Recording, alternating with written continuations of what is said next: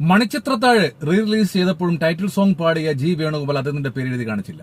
പണ്ടും എഴുതി കാണിച്ചില്ല. ആ സമയത്ത് അദ്ദേഹത്തിന് വിഷമമുണ്ടായിരുന്നു. ഇപ്പോഴേ അദ്ദേഹത്തിന് അത് ചൂണ്ടിക്കാണിച്ചു പറയുന്നത് അത് വിട്ടരെ കുഴപ്പമില്ല, കാരണം ഇപ്പോൾ അതൊരു തമാശയായിട്ടാണ് പുള്ളി തള്ളിക്കളയുന്നത്.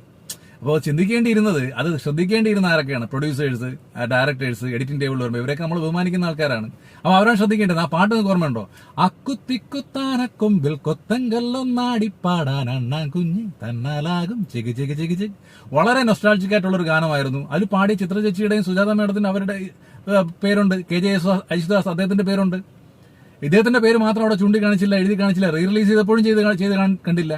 അത് ഒരു കലാകാരനെ സംബന്ധിച്ചിടത്തോളം അതിലൊരു പേര് വരിക, ടൈറ്റിൽ സോങ് പാടിയ.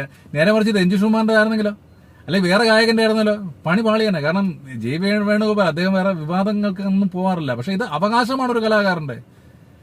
അത് അവിടെ വരിക എന്നുള്ളത് അവരുടെ അവകാശമാണ്, അവരുടെ അഭിമാനമാണ്.